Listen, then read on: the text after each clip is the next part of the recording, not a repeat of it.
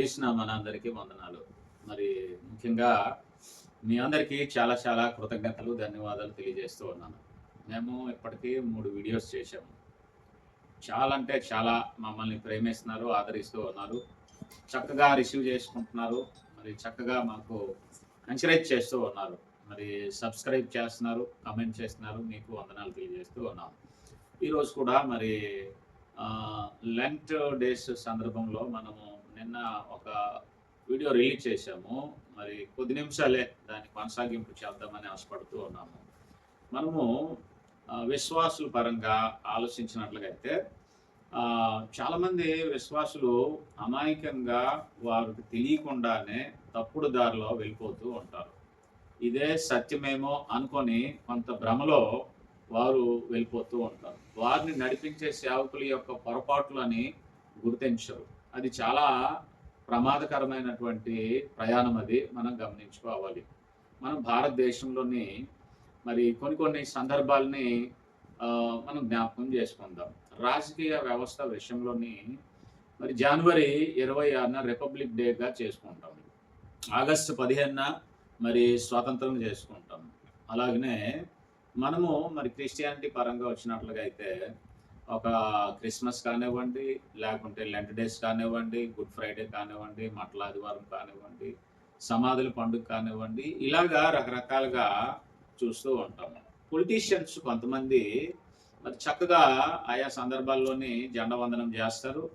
మరి flag hosting చేస్తూ మంచి మంచి ఉపన్యాసాలు ఇస్తూ ఉంటారు.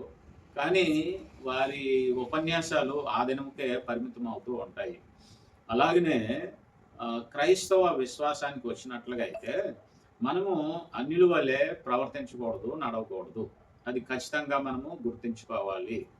కొన్ని సందర్భాల్లోని మనము మన కళ్ళ ముందే చాలా మందిని చూస్తూ ఉంటాం, చాలా కుటుంబాలని చూస్తూ ఉంటాం, చాలా వ్యక్తుల్ని చూస్తూ ఉంటాం. నేను పేరు కూడా మరి ఇప్పుడు మీకు ప్రకటించడానికి ఇబ్బంది పడుతున్నాను. కొంతమందితో ప్రయాణమై ఉన్నాను, కొంతమందిని కలిసి మాట్లాడున్నాను. మరి తల్లి జన్మదినం రోజు చక్కగా కేక్ కట్ చేయడమో, లేకుంటే కాస్త మంచిగా విష్ చెప్పడమో ఇలాగా సందర్భాలు చూస్తున్నాను. అలాగే వెడ్డింగ్ యానివర్సరీ సందర్భంలో కూడా మరి కట్టుకున్న భార్య విషయమై ఆ రోజు కాస్త కోస్తో హడావుడి చేసిన సందర్భాలు చూస్తూ ఉంటాం. కానీ తర్వాత వారి 365 రోజుల్లోని ఈ 364 రోజులు అంత ప్రేమ, అంత కలిసిమెలిసి ఉండడము, మరి ఆదరించుకోవడము, బాధ్యత కలిగి ఉండడము. మనము అటు కుమారుడు కానివ్వండి, ఇటు భర్త కానివ్వండి, అటు భార్య కానివ్వండి, పిల్లలు కానివ్వండి, చాలా మంది జీవితాల్లోని కేవలము పుట్టినరోజు, పెండ్లి రోజు, ఇలాంటి పండగ రోజులు, ఇలాంటి సందర్భాల్లోనే ప్రేమను ఎక్స్ప్రెస్ చేయడం కాదు. అది ఏ రోజైతే మ్యారేజ్ చేసుకున్నావో, ఏ రోజైతే మరి నీ తల్లి నిన్ను కన్న సంగతి నీకు అర్థమైందో, ఆ రోజు నుండే నీ మనసారా వారిని ప్రేమించడము, నీ సహకారం అందించడము, నీ బాధ్యతలు నువ్వు నెరవేర్చుకోవడం అన్నది చాలా గొప్ప విషయం. ఆమోస్ గ్రంథం చూసాం మనం. ఆమోస్ గ్రంథంలోని మనము 4వ అధ్యాయము 4వ వచనంలో మనం ఒకసారి చూద్దాం రండి. బేతేలునకు వచ్చి తిరుగుబాటు చేయడి, గిల్గాలునకు పోయి మరెక్కువగా తిరుగుబాటు చేయడి. ప్రతి ప్రాతకాలము బలులు తెచ్చి 3 దినములకు ఒకసారి దశమ భాగములను తెచ్చి అర్పించుడి. పులిసిన పిండితో స్తోత్రార్పణ అర్పించుడి. స్వేచ్ఛార్పణ గూర్చి చాటించి ప్రకటన చేయడి. ఇశ్రాయేల్లారా, ఇలాగ చేయటం మీకు ఇష్టమై ఉన్నది. ఇదే ప్రభువైన యెహోవా వాక్కు అని అంటున్నాడు అనమాట. ఇది బాధతో చెప్తున్నాడండి, బాధతో చెప్తున్నాడు. అయితే నిజానికి కొంతమంది విశ్వాసులు ఈ రకంగా సిద్ధపడి రావడము గొప్ప సంగతే. కానీ ఇక్కడ ఆమోసు చెప్తున్నటువంటి సందర్భంలోనైతే వారు చేస్తున్నటువంటిది కేవలము వేషధారణతో వారు ఆరాధన చేస్తున్నారు, బలులు అర్పిస్తూ ఉన్నారు, దశమ భాగాలు ఇస్తూ ఉన్నారు. అలాగనే ఈరోజు చాలా మంది క్రైస్తవులు మరి గుడ్ ఫ్రైడే కానివ్వండి, లెంట్ డేస్ కానివ్వండి, క్రిస్మస్ కానివ్వండి, ఇలాంటి సందర్భాలు వచ్చేటప్పుడే చర్చిస్కి చాలా హడావుడిగా హాజరవడము, ఆయా కార్యక్రమాలు చేసేయడము, చర్చిలో చాలా పనులు చేయటము, ఎంతో కొంత మరి అన్నదానాలు చేయటము, మరి సువార్త ప్రకటించడము, ఇది ఒక రకమైనటువంటి ఆ సీజన్ వచ్చేటప్పుడే ఈ రకంగా వారు అప్రోచ్ అవుతూ ఉంటారు. మన దేవుని వాళ్ళరా, ఏ రోజైతే నీవు మనసారా సత్య సువార్తను నువ్వు విని విశ్వసించి ప్రభుని స్వీకరించావో, బాప్తిస్మము ద్వారా ప్రభుని ఆహ్వానించావో, ఆ క్షణము నుండే నువ్వు చనిపోయే వరకు ప్రతి దినము నీకు ఒక ప్రత్యేకమైన దినముగా నువ్వు భావించాలి. ప్రతి దినము గుడ్ ఫ్రైడేగా భావించాలి. ప్రతి దినము లెంట్ డేస్గా భావించాలి. ప్రతి దినము క్రిస్మస్గా భావించాలి. ప్రత్యేకంగా ఈ దినాలు వచ్చేటప్పుడు హడావుడి చేయడం కాదు, ఏదో నీ యొక్క ఉపవాస దినాల్ని ఎక్స్ప్రెస్ చేయడం కాదు. ఇది వాక్యానుసారమైనటువంటి క్రైస్తవ జీవితాన్ని కట్టుకోవడం అయితే కాదు. ఎందుకనంటే బైబిల్లో చాలా సందర్భాలు ఉన్నాయి, మనం చూడడానికి ప్రయత్నం చేద్దాం. నడండి, మనకి యెషయా గ్రంథం కూడా యెషయా గ్రంథంలోని యెషయా గారు 1వ అధ్యాయము 12వ వచనము 13వ వచనంలోని ఇలాగ మాట్లాడుతూ ఉన్నాడు యెషయా. చూడండి, యెషయా గ్రంథము, నా సన్నిధిని కనబడవలనని మీరు వచ్చుచున్నారే, నా ఆవరణములను త్రొక్కుటకు మిమ్మల్ని రమ్మన్నవాడవుడు, మీ నైవేద్యము వ్యర్థము, అది నాకు అసహ్యము పుట్టించు దోపార్పణము, దాని నెకను తాకుడి. అమావాస్యయు విశ్రాంతి దినమును సమాజ కోట ప్రకటనను జరుగుచున్నవి, పాపుల గుంపు కూడిన ఉత్సవమును నేను అర్చజాలను. ఇలాగ గ్యాదర్ అవడము పరిశుద్ధుల యొక్క గుంపు అనుకుంటున్నాము. ఇలా గ్యాదర్ అవడము పరిశుద్ధులు చక్కగా ఆరాధన చేస్తున్నారు, చక్కగా దేవుని వాక్యాలు పంచుకుంటున్నారు, ప్రేమను ఎక్స్ప్రెస్ చేస్తున్నారు, ఒక మంచి ఫెలోషిప్ అనుకొని మనం అనుకుంటున్నాము.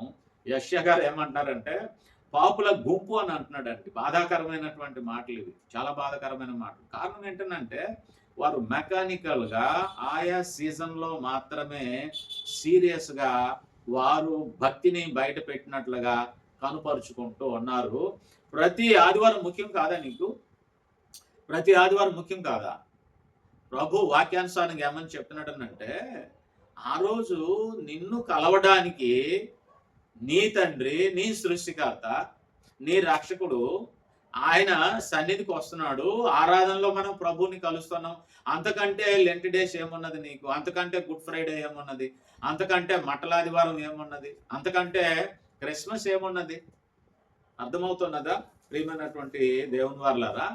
బలులు అర్పించడం కాదు, నైవేద్యం అర్పించడం కాదు. నిజమే, నువ్వు ఏ రోజైతే బాప్తిసం పొందావో ఆ క్షణము నుండే ప్రతిరోజు నీ కుటుంబ ప్రార్థన కొరకు, లేక నీ వ్యక్తిగతమైన ప్రార్థన కొరకు ఎర్లీ మార్నింగ్ లేవు, ప్రతిరోజు ప్రేయర్ చేసుకో, ప్రతిరోజు బైబిల్ చదువు, ప్రతిరోజు నీ కుటుంబంతోని వాక్యంతో పంచుకో, ప్రతిరోజు నీవు సువార్త ప్రకటించడానికి ప్రయత్నం చేయి.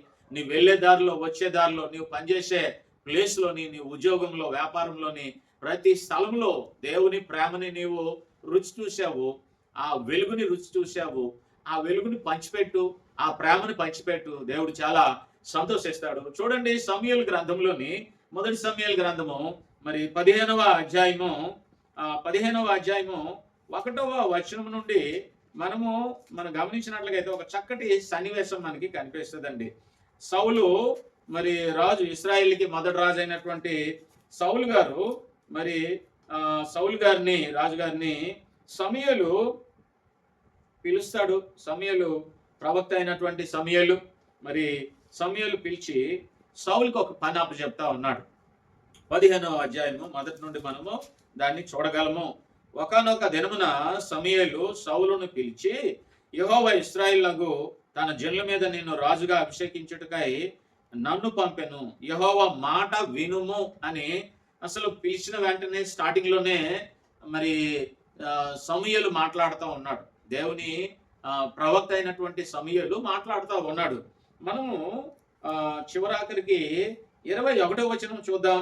అయితే గిల్గాలులో నీ సేవకుడైన యెహోవాకు బలి అర్పించుటకై జనులు శపితములకు గొర్రెలలోను ఎడ్లలోను ముఖ్యమైన వాటిని తీసుకొని వచ్చిరని సమూయేలుతో చెప్పాను. అందుకు సమూయేలు తాను సెలవిచ్చిన ఆజ్ఞను ఒకడు గైకొనుట వలన యెహోవా సంతోషించున్నట్లు ఒకడు దహన బలులను అర్పించుట వలన ఆయన సంతోషించునా? ఆలోచించుము. బలులు అర్పించుట కంటే ఆజ్ఞను గైకొనుటయు, పొట్టేలు క్రొవ్వు అర్పించుట కంటే మాట వినుటయు శ్రేష్టమై ఉన్నది. ప్రియమైనటువంటి దేవుని వారలారా, సేవకులు, విశ్వాసులు తప్పిపోతారు అనేసి వారు ఎమోషనల్ గా కొన్ని దినాలు ఇవి కావాలని ప్రకటిస్తూ ఉన్నారు. ఈ రకంగా అయినా సరే వారిని ఎమోషనల్ గా సంఘాన్ని కట్టవచ్చు అని అనుకుంటున్నారు. చాలా పొరపాటు, చాలా తప్పు. వాక్యం తెలియనప్పుడే దేవుని చిత్తం అర్థం కానప్పుడే బైబిల్ ట్రైనింగ్ లేకుండా చాలా మంది దేవుని సేవలోనికి వచ్చి దేవుడు పిలుచుకున్నాడు అనేసి ఇలాంటి కబుర్లు చెప్పి వారి సేవా పరిచయని ప్రారంభించే వారి నుండే ఇలాంటి భావజాలాలు వస్తూ ఉంటాయి అన్నమాట. దేవుని ఆలోచన ప్రక్కన పెడతారు. చూసారా, ఇక్కడ సమూయేలు ఎవరండి? దేవుని ప్రవక్త, దేవుని చేత అభిషేకించబడ్డాడు. మరి సౌలు ఎవరండి? రాజు, దేవుని ప్రజల కొరకు అభిషేకింపబడినటువంటి రాజు. రాజు అబద్ధం ఆడొచ్చా? అభిషేకింపబడిన వాడు అబద్ధం ఆడొచ్చా? అభిషేకింపబడిన వాడు దారి మళ్లించొచ్చా? అభిషేకింపబడినటువంటి వాడు ఇచ్చిరీతిగా మోసం చేయొచ్చా? కానీ చేశాడు అనమాట. సౌలు రాజు మోసం చేశాడు. అమాలేకీల్ని హతం చెయ్యి, రాజుని హతం చెయ్యి, దేవుడు ఏమైతే చెప్పాడో వెళ్ళాడు, హతం చేశాడు. కానీ సంపూర్ణముగా చేయలేదు, అసంపూర్ణముగా చేసి వచ్చాడు. తన సొంత బుద్ధిని ఉపయోగించుకున్నాడు. ఇదే దేవునికి నచ్చనిది. సౌలు వెళ్ళాడా? వెళ్ళాడు. సౌలు అమాలేకీల్ని చంపాడా? చంపాడు. తరిమాడా? తరిమాడు. హతం చేశాడా? హతం చేశాడు. కానీ సమూలంగా హతం చేయలేదు, సంపూర్ణముగా లోపడలేదు. కవరింగ్ కొరకు బలిష్టంగా ఉన్నటువంటి ఎడ్లు కానివ్వండి, పశువులు కానివ్వండి, బలి కొరకు నేను తీసుకొచ్చానని సంబరపడతా ఉన్నాడు, మేకప్ చేస్తూ ఉన్నాడు అనమాట. ఇలాగనే చాలా మంది సేవకులు మరి సంఘాన్ని మేకప్ చేస్తూ ఉన్నారనమాట. సంఘంలో ఉన్న విశ్వాసులు మనోనేత్రాలకి గురుడితనం కలుగు చేస్తూ ఉన్నారు.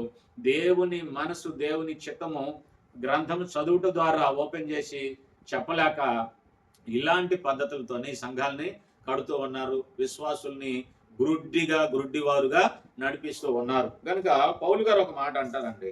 అపోస్తుల కార్యాలు 20వ అధ్యాయము 28వ వచనంలోని మనం గమనించినట్లుగా అయితే, దేవుడు తన స్వరక్తం ఇచ్చి సంపాదించిన తన సంఘమును కాయుటకు పరిశుద్ధాత్మ మిమ్మును దేనియందు అధ్యక్షులనుగా ఉంచెను, ఆ యావత్తు మందను గూర్చియు మీ మట్టుకు మిమ్మల్ని గూర్చియు జాగ్రత్త ఉండుడి అని అంటున్నారు అనమాట.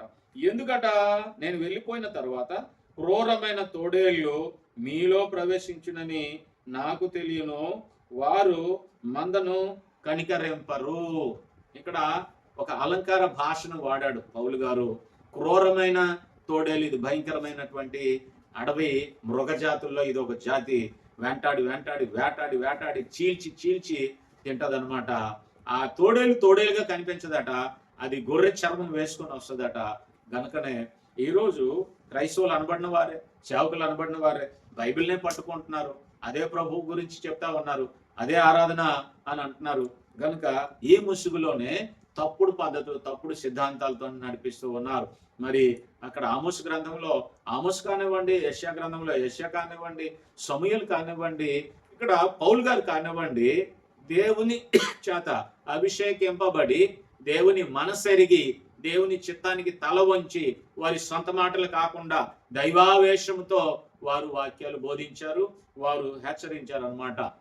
గనుక ప్రియమైనటువంటి దేవుని బిడ్డలారా, అప్పుడు బర్త్డే వచ్చింది గనుక ఓ ఎక్సైట్మెంట్ అయిపోయి, అలాగే హ్యాపీ న్యూ ఇయర్ టైంలో హ్యాపీ న్యూ ఇయర్ అనేసి మరి విపరీతం అయిపోతూ ఉంటారు. చూసారా, ఇది లోకస్తులు చేస్తూ ఉంటారు అనమాట. ప్రభుని స్వీకరించిన దినం రోజు నుండి నీ ఊపిరి ఆగిపోయే వరకు ప్రతిరోజు నీకు ఒక స్పెషల్ అయి ఉండాలన్నమాట.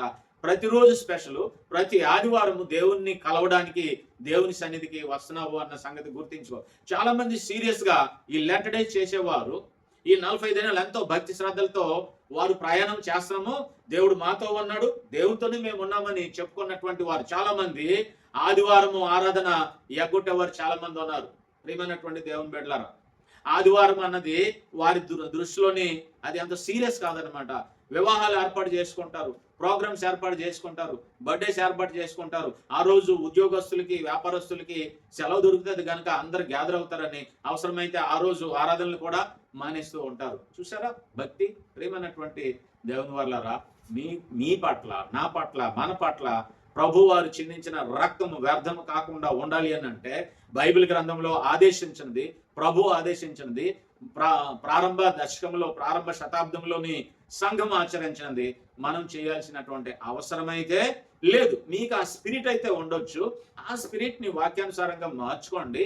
ప్రతి దినము ప్రార్థన చేయండి, ప్రతి దినము సువార్త ప్రకటించండి, ప్రతి దినం ప్రభుతో నడవడానికి ప్రయత్నించండి. అంతేగాని ఈ ప్రత్యేకమైన సందర్భాలని చూసుకొని విపరీతమైన ధోరణిలోనికి వెళ్ళొద్దు. ఆమోస్ గ్రంథంలో మనకి చెప్పినట్లుగా అది దేవుని మీదకి తిరుగుబాటే అవుతున్నదన్న సంగతి గుర్తించండి. ఈ విషయాలు సున్నితంగా మీ మనస్సాక్షితో మాట్లాడండి, గ్రంథంతో మాట్లాడండి, ప్రభు సన్నిధిలో మొరపెట్టండి, ప్రార్థన చేయండి, బైబిల్ చదవండి, దేవుణ్ణి అడగండి. మీకు కావలసినటువంటి నిజమైన సత్య సువార్త కానివ్వండి, నిజమైన వాక్యము, నిజమైన క్రీస్తు రక్తం చేత కట్టబడినటువంటి సంఘములో దేవుడు దారి చూపించి మిమ్మల్ని నడిపిస్తాడు. మీకు వందనాలు. Thank you. God bless you all.